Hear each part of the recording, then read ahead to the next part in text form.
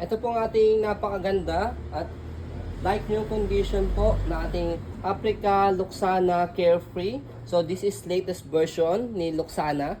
Okay, so this already washed and ready to use. So bakit po siya latest version? Ayan. So full canopy na po siya and then leather po sa kanyang lining. High seated, wide seat. Okay.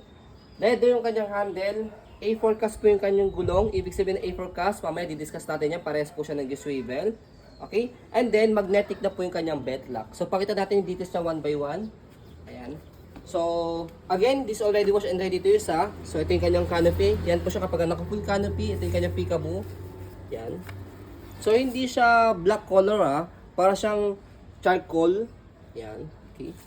And then, ito yung kanyang lining na leather. And then, kompleto po yan sa mga pads po niya. Newborn pad sa head and body. Harness pad. Okay, belt lock po niya, wala po yung putol. 5 harness, ayan, magnetic na po yan, adjustable. Okay.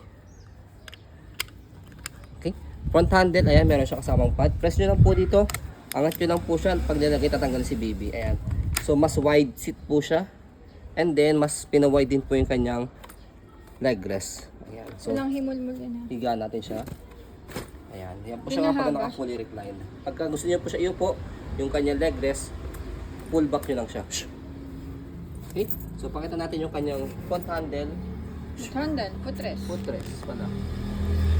And then yung kanyang Like yung very gulong. mellow. So, gulong niya may stopper sa harapan para kapag kasi yung baby yung kanyang pag in-stopper yung kanyang gulong sa harapan.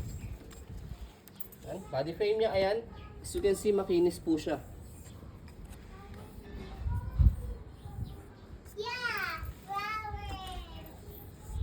Very good. Galing yung drawing ah. Kinis. Good. Ayan. Next natin yung kanyang gulong. Tapos yung stopper niya sa likod yan. Functionable po siya. Okay. Tapos yung kanyang basket sa likod. Okay. So dito siya ina-adjust. Kapag gusto niyo po siya iupo, atakin niyo lang po itong dalawa. And then kapag gusto niyo po siyang ihiga, pull down niyo lang po ito. So ganun lang. Okay. So pakita naman natin yung kanyang napakagandang handle. Leather na siya. Dark brown. No? Yayamanin. Okay. So next natin sa kanya, ayan. Reverse. Sa mga before na Luxana, dito siya ina-adjust for Reverse. reverse handle.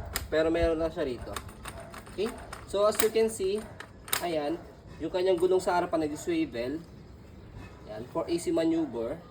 So yung likod naka-straight siya. Kapag na-reverse natin yung handle, shoot nyo rito. Yan. So yung likod na gulong, siya naman po yung mag-swivel. Mag-automatic po yan. Ito naman po yung mag-straight. Okay? So ang purpose po niya for easy maneuver. Ayan, madali siya yung kaliwa, sakay kanan. Okay? So next natin, balik natin yung kanyang handle sa pag-fold. Okay? Fold yung canopy.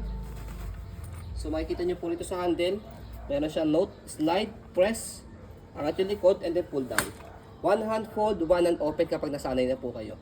Sa pag-open sa kanya, same lang din siya, slide, press, tapos kahit bitawan nyo na po yan, angat, tapos buka. So ganun lang, walang kahasel-hasel sa pag-open saka sa pag-fold. So yan po ang ating napakagandang, wait lang pala, ano ba meron dito? Wala. Wala ba? Magnetic ata yan. Ano meron dito? Magnetic ata yan. Ayan, to, yun pala. May nakita lang ako sa dito na bilog, okay? So, kapag ilalagay si baby ng ganyan, so, ilalagay nyo lang siya rito para mag-magnetic siya. Okay? Para kapag ilalagay nyo na siya dyan, ilalak nyo na siyang ganyan. Ayan.